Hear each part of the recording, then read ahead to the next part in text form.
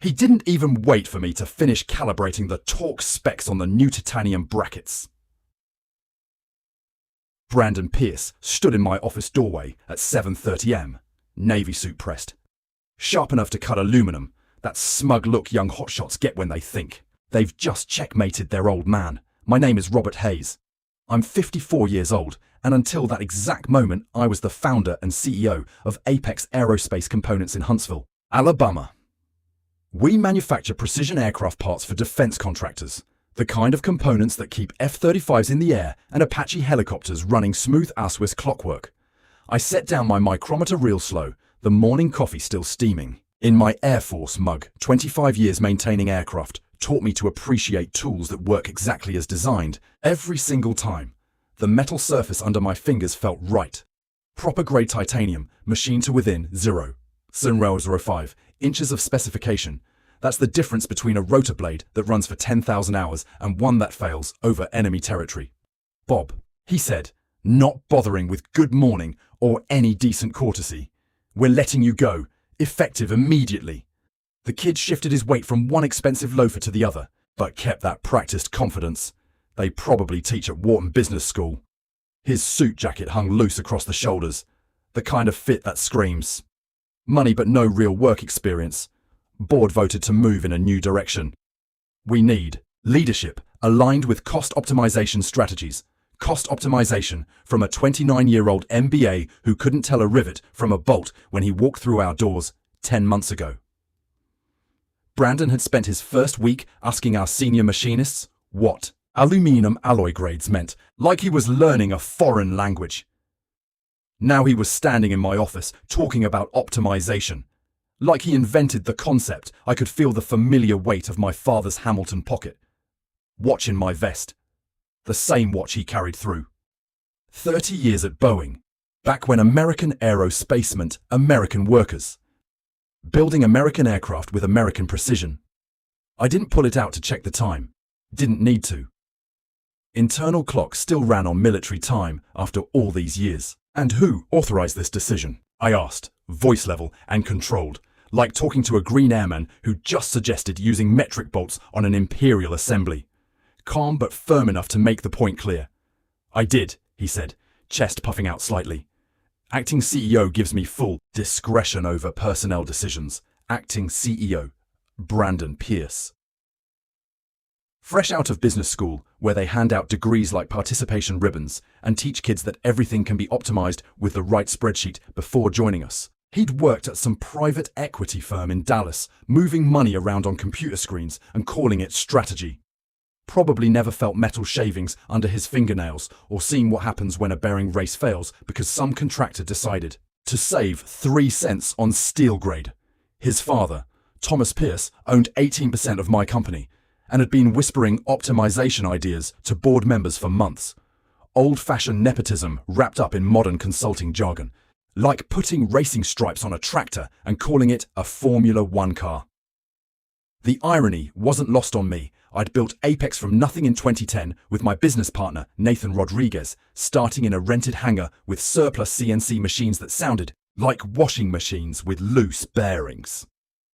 We'd spent our first 3 years working 90-hour weeks, living on coffee and determination, machining aircraft components to tolerances tighter than anything most people ever see in their entire lives. Back then, most small aerospace suppliers were still using equipment from the 1980s, trying to compete for defense contracts with machines that couldn't hold proper tolerances. The big companies like Lockheed and Boeing were starting to demand higher precision, but the smaller shops, the ones that actually made the individual components, they figured good enough was good enough. They were wrong. Dead wrong. And Nathan and I knew it. Now this kid, who'd never spent a day working with his hands, never seen what happens when a rotor blade fails because some MBA decided to save money on materials, was telling me I didn't align with the company's direction through the glass walls of my office. I could see the main floor where 95 good people were pretending to work while watching this drama unfold. Machinists with 20 years of experience, quality. Inspectors who could spot a stress fracture with their bare eyes. Engineers who understood that when you're building components for military aircraft, there's no such thing as close enough. Most of them had been with us since we landed our first major contract with Lockheed Martin in 2012. Sarah Martinez at the inspection station, still running parts through the coordinate measuring machine with the same methodical precision she'd learned in her first week. Tommy Rodriguez, Nathan's nephew, operating the 5-axis mill that could hold tolerances to within 1/10 of a thousandth of an inch. These weren't just employees, they were craftsmen. People who understood that when a Black Hawk helicopter lifts off with wounded soldiers in the back, every bolt, every bracket, every tiny component better work exactly the way it's supposed to work. You don't have authority to remove a founding officer, I said, still keeping my voice level. That requires formal board resolution, documented in writing with proper advance notice. He smiled then, cold as liquid nitrogen. Board's already aligned on this, Bob. We're moving production to Juarez. Cut costs 35%, improve margins substantially. This decision isn't up for debate. Mexico, the word hung in the air like smoke from a hydraulic leak. I stood up slow, all 6 feet of me. Shoulders square. The way they taught us at Lackland Air Force Base 30 years ago. He straightened up like he thought I might grab him by that silk tie and explain the facts of life to him, up close and personal. I didn't. I'm not 25 anymore, and balk them. Best battles are won with precision and preparation, not brute force. Instead, I picked up my phone, slid it into my jacket pocket, grabbed my keys from the desk drawer. The ones with the little aluminum keychain Sarah had machined for me in her high school shop class. A perfect miniature propeller, every angle cut to specification. Through the office windows, I could see our people trying to focus on their work while sneaking glances at the drama unfolding behind glass walls. Understood, I said. His eyebrows went up just a fraction. Kid expected pushback, maybe some pleading or negotiating. Definitely some of that desperate scrambling older guys do when they realize their world is falling apart. Instead, I walked past him without another word, my boot heels clicking steady rhythm on the polished concrete floor. Down the hallway past the clean room where we assembled guidance system housings for Patriot missile components. Past the quality control station where every part got measured twice before it left our facility. Past the break room where someone had posted our latest Pentagon quality certification, the kind of paperwork that took months to earn and could disappear. Overnight, if you started cutting corners, the elevator felt slower than usual, that weird time distortion that happens when your whole world shifts underneath you in the space of a coffee break. Not that I was panicking. 25 years maintaining F-16s and C-130s teaches you to stay calm when critical systems start failing, and I had a strong feeling this situation was about to get very interesting indeed. I walked through the lobby without stopping, past the display case with our company awards and military contracts. Michelle Torres at the front desk looked up with concern in her brown eyes, but I just gave her a small nod and kept walking. No point making a scene or getting folks worked up. Not yet. Anyway, my F-150 was sitting in the same reserved parking spot it had occupied for 13 years, right next to the employee entrance where I could watch my people come and go every day. Good folks who understood that precision wasn't just about meeting specifications. It was about making sure some 19-year-old pilot in Afghanistan didn't have a rotor blade fail at 200 feet because somebody decided to save 15 cents on steel grade. I got in, closed the door, sat there for a moment with the engine off and my hands on the steering wheel. The parking lot was quiet, except for the distant hum of our CNC machines through the building walls and the sound of cargo planes taking off from Redstone. Arsenal a few miles away, military precision, American manufacturing, defense contracts that kept our people employed and our country's aircraft flying safe. That's when I opened my laptop bag and pulled out the Dell that had been my constant companion through every major business decision for the past decade. Connected to my phone's mobile hotspot and waited for everything to boot up. Took maybe 30 seconds, long enough to watch a pair of hawks circling over the industrial district. First thing I pulled up was our corporate charter, the original document Nathan Rodriguez and I had drafted at a Waffle House on University Drive back in 2010. We were both living on veteran disability checks then, trying to figure out how retired Air Force maintenance guys could turn military precision into civilian paychecks. The coffee had been terrible. The fluorescent lights were flickering. but we'd written the foundation for everything that came after.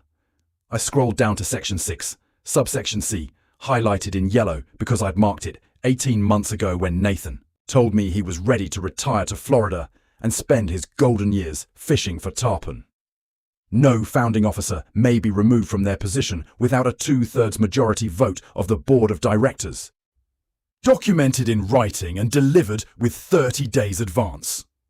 Written notice, Brandon hadn't given me 30 days. Hell, he hadn't given me 30 minutes. I took a screenshot of the relevant section, opened a new email and typed in the addresses of all 7 board members. Subject line, charter violation. Immediate review required. Body text, 1 sentence.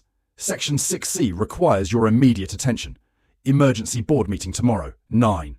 Am sharp. Hit send and watch the message disappear into cyberspace.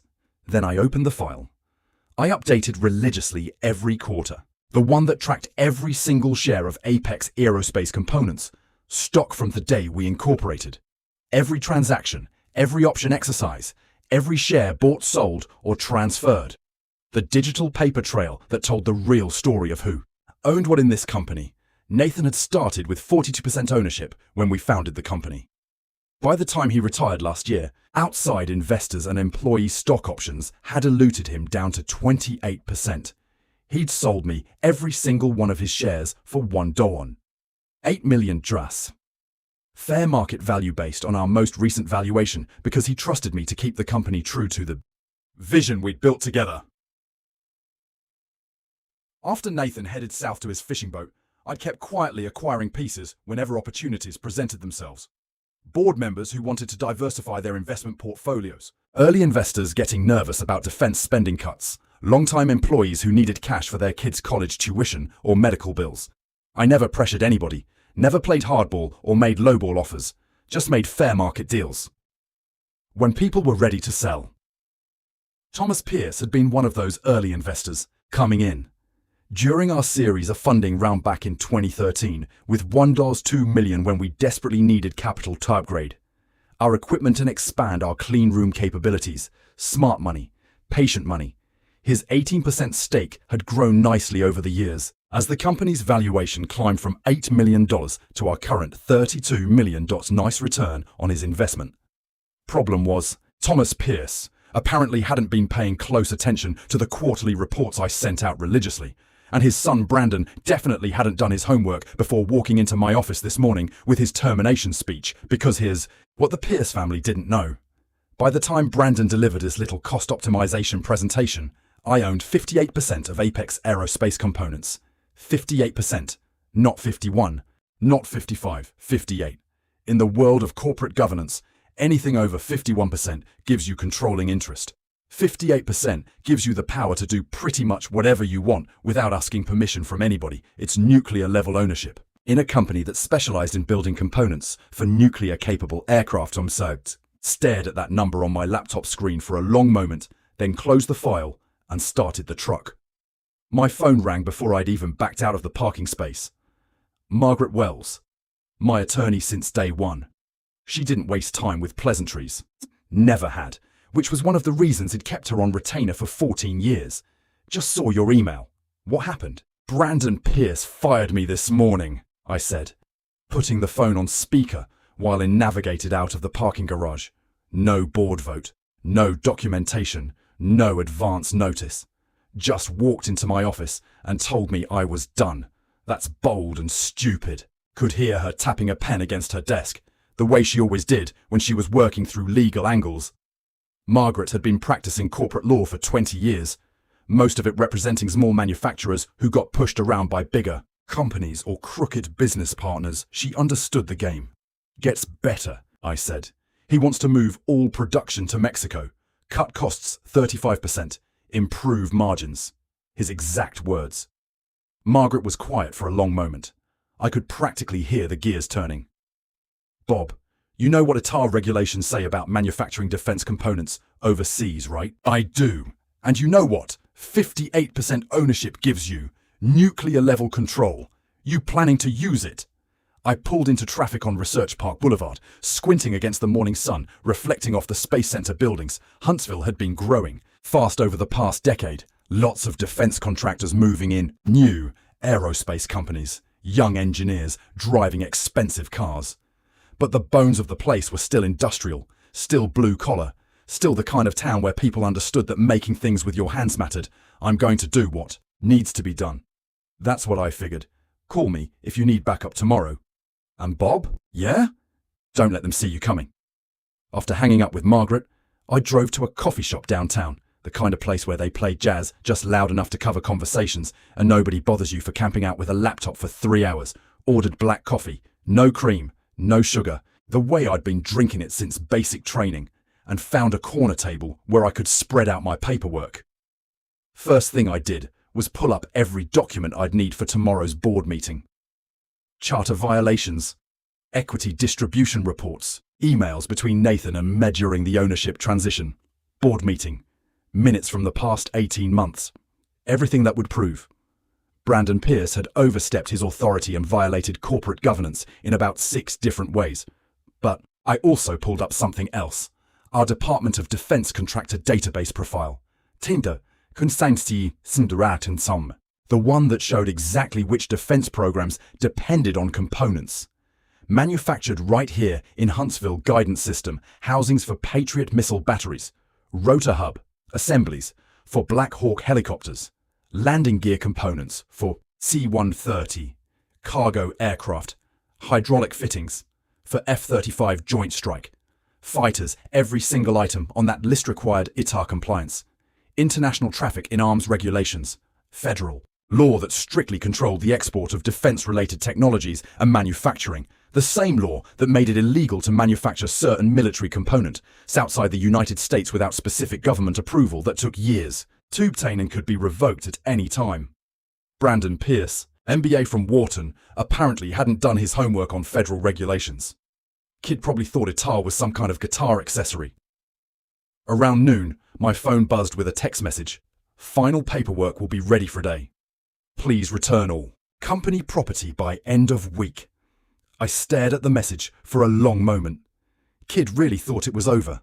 Probably already mentally redecorating my office, planning his first all-hands meeting where he'd talk about modernization and efficiency and global supply chains.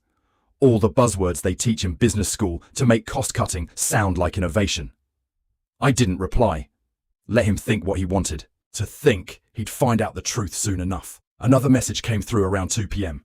This one from Nathan Rodriguez, heard through the grapevine something's happening up there. You okay? Nathan was living his retirement dream in Tampa. Now, spending his days fishing for tarpon and rebuilding classic muscle cars in his garage. But the aerospace community was small, especially among the old-timers who'd built this industry from the ground up. Word traveled fast when a company founder got fired by some kid in an expensive suit. I called him back immediately. What the hell's going on up there? He asked. I could hear Lynyrd Skynyrd playing in the background, probably working on that 1969. Camaro he'd been restoring for the past 2 years. Brandon Pierce fired me this morning, I said. No vote, no notice, no documentation. Just walked in and told me I was done. Son of a, the music stopped abruptly. He can't do that. Corporate Governance 101. Bob, you know that gets better. He wants to move all production to Mexico, cut costs 35%, improve profit margins. Nathan was quiet for a long moment. When he spoke again, his voice had that edge to it, the one he'd probably used when some young airman tried to cut corners on aircraft maintenance. Bob, you know that kills every defense contract we have, right? ITAR regulations don't allow foreign manufacturing for classified components. That's exactly what I told him. Kid looked at me like I was speaking a foreign language. You know what this really is, don't you? Nathan's voice carried 30 years of experience dealing with corporate politics. Thomas Pierce sees dollar signs, thinks he can gut the actual manufacturing, turn Apex into some kind of middleman operation, strip out all the expensive American labor, outsource the real work, keep the profit margins while the quality goes straight to hell. I hadn't thought about it quite that way, but it made perfect sense. Gut the manufacturing capability that made us valuable, turn the company into a shuffling operation that looked good on quarterly reports, but couldn't actually build anything that worked when lives depended on it. What do you need from me tomorrow? Nathan asked. Just wanted to give you a heads up about what was happening. And maybe. I paused, thinking. Maybe tune into the board meeting. Video call if you're not too busy with that Camaro. Nathan chuckled. Wouldn't miss it for the world, partner. There you're too foresee. Next morning, I woke up at 5 a.m. sharp. No alarm needed. Internal clock never adjusted from military time, and probably never would. Made coffee, scrambled eggs, sat at the kitchen table reading defense industry Newson. My tablet while I ate, nothing about hostile takeovers or manufacturing outsourcing, just the usual mix of contract awards and technological developments. The world had no idea that in 4 hours, the future of a small but critical piece of American aerospace. Manufacturing was about to be decided in a conference room in Huntsville, Alabama by 7:30. I was showered, dressed in my best Navy suit, the one I wore to Pentagon meetings and major contract negotiations, and driving through light morning traffic toward downtown. I pulled into our parking garage at 8:45, took my usual spot right next to the employee entrance, conference room. It was already occupied when I walked in at exactly 9 a.m. Brandon sat at the head of the table like he owned the place, expensive charcoal suit, gold watch that probably cost more than most of our machinists made in a month. Thomas Pierce sat to his right, stone-faced and formal in the way wealthy men get when they think they're about to close a profitable deal. The rest of the board was scattered around the table. Nathan Rodriguez, video calling from his garage in Tampa, wearing a Lanyard Skynyard shirt and looking like he'd rather be working on his Camaro. Jessica Morgan, our CFO, with her usual tablet and legal pad, taking notes on everything. Colonel Martinez from Pentagon Procurement, looking uncomfortable in his dress blues. Amanda Foster and Ryan Wilson sat together near the windows, clearly Team Pierce, probably already planning how they'd spend their consulting fees after the Mexico move was complete. Rachel Cooper was in the corner, nervous energy radiating off her like heat from another loaded circuit board. I walked in without knocking, didn't ask permission or announce myself, just strode to the opposite end of the table and set down my briefcase with enough force that everyone looked up from their coffee and documents. Good morning, I said. Thank you all for coming on such short notice. Brandon leaned back in his chair, trying to project that same confidence he'd shown in my office yesterday. Bob, I appreciate you wanting to discuss the transition, but the decision's been made. We're moving forward with the restructuring plan, have you? I opened my briefcase and pulled out the folders I'd prepared, because according to our corporate charter, Section 6, subsection C, no founding officer may be removed without a 2/3 majority board vote documented in writing, with 30 days advance notice. I slid copies of the relevant charter sections across the table. You gave me none of those things, Brandon, which means yesterday's termination was not only inappropriate, it was illegal under Alabama corporate law. Thomas Pierce finally spoke up, his voice carrying that practiced authority wealthy men use when they think they're in control. Bob, Brandon has full authority as acting CEO to make personnel decisions. Acting CEO appointed by whom? I looked around the table slowly. Show me the board resolution. Show me the documented vote that gave him that authority. Silence stretched across the room like a stress crack in aluminum. Amanda Foster shifted uncomfortably in her seat. Ryan Wilson suddenly found his coffee cup fascinating. Colonel Martinez cleared his throat. Thomas, did the board actually vote on Brandon's appointment? Because I don't remember that meeting happening. It was understood, Thomas said, but his voice had lost some of its confidence, given our strategic direction discussions over the past several months. Corporate governance doesn't work on understandings, Jessica Morgan said, looking up from her notes. It works on documented decisions and proper procedures. Time to play my ace card. There's something else you should all know, I said. I opened the second folder and pulled out the equity distribution report I'd updated the night before. As of yesterday morning, I own 58% of Apex Aerospace Components. Dead silence. Jessica picked up the document first, scanned the numbers, and her eyes went wide. She passed it to Colonel Martinez, who studied it carefully and slowly shook his head. 58%, I repeated. Acquired legally. Over the past 6 years through fair market transactions with willing sellers. Every purchase properly documented and filed with the state. Brandon's face had gone pale. That's impossible, is it? When's the last time you actually looked at the quarterly equity reports, Brandon? When's the last time your father looked, Thomas Pierce? Snatched the document from Colonel Martinez's hands, studied it for a long moment, then set it down like it might explode in his face. This changes nothing, Amanda Foster said. But her voice lacked conviction. The board still has oversight responsibility. The board serves at the pleasure of the shareholders, I said, and the primary shareholder is sitting right here. Rachel Cooper spoke up for the first time. What does this mean for our people? For the 95 families that depend on this company? I turned to her. It means no Mexico, no layoffs to cut costs, no compromising defense contracts for short-term profits, and no outsourcing American defense manufacturing to foreign countries that don't have to follow ITAR regulations. Nathan's voice came through the conference room speaker, tinged with satisfaction. I moved to reverse Bob Hayes' termination and restore his position as CEO of Apex Aerospace Components. Seconded, Colonel Martinez said immediately, all in favor. Nathan called. Hands went up around the table. Nathan voting remotely. Martinez, Jessica, Rachel, 4 out of 7. I looked at Amanda and Ryan. You're both smart business people. You understand what 58% ownership means in corporate governance. Amanda raised her hand reluctantly. Then Ryan Wilson, 6 votes out of 7. Brandon slammed his palm on the table. This is ridiculous. You can't just... Motion carries. Nathan interrupted from Tampa. Bob, you're officially reinstated as CEO of Apex Aerospace Components. Brandon looked at his father, waiting for support that never came.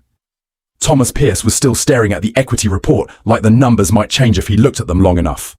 Fine, Brandon said, standing so fast his chair rolled backward and hit the wall. Keep your little company, but you're making a mistake. Manufacturing is going global whether you like it or not. Maybe, I said, checking my father's Hamilton watch, but not on my watch. He stormed out, leaving the conference room door standing open behind him. Thomas Pierce followed a moment later, pausing only to look back at me, with something that might have been respect mixed with resignation. After they left, the remaining board members sat quietly for a moment. 58%, Jessica said, finally, shaking her head. You've been playing chess while they were playing checkers. I just nodded, thinking about something my old squadron commander used. To say real power isn't about the title on your door or the size of your corner office. It's about understanding the game, well enough to write your own rules when someone tries to cheat you out of what you've earned with your own hands. 2 months later, I was back in my office when Margaret Wells called with news I'd been expecting. Thomas Pierce wants to sell his remaining shares, she said. All 18%. His lawyer called this morning. What's he asking? $2 million fair market value. No hard feelings. I leaned back in my chair, looking out at the shop floor where our people were machining components for a new Apache helicopter contract we'd just landed. If I bought those shares, I'd own 76% of the company, enough to ensure no outside could ever threaten what we'd built again. Make the offer, I said. 3 weeks after that, my daughter Sarah called from Auburn University, where she was finishing her aerospace engineering degree. Dad, I've been thinking about that summer internship you mentioned. Is the offer still open? I watched Tommy Rodriguez training a new machinist on the 5-axis mill. The same patient precision. His uncle Nathan had taught him years ago. The kid was learning that when you're building components for military aircraft, there's no such thing as close enough. Only perfect or failure. The offer's open, I said. But you should know we're not just building aircraft parts anymore. We're proving that American precision and American workers still matter in a world that thinks everything can be outsourced to the lowest bidder. I know, Dad. That's exactly why I want to be part of it. That's when I knew we'd won something bigger than a boardroom battle. We'd preserved not just jobs or contracts, but a way of thinking that values craftsmanship over cost-cutting, experience over MBA, theories, and building things that last over quarterly profit reports. Sometimes the best revenge isn't getting even. It's simply refusing to let someone else define what your life's work is worth. I learned that day what every man past 50 eventually discovers. Real power comes from understanding the game well enough to protect what you've built with your own hands and passing that knowledge on to the next generation who'll carry it forward long after you're gone. The Hamilton pocket watch in my vest kept ticking, steady as American manufacturing.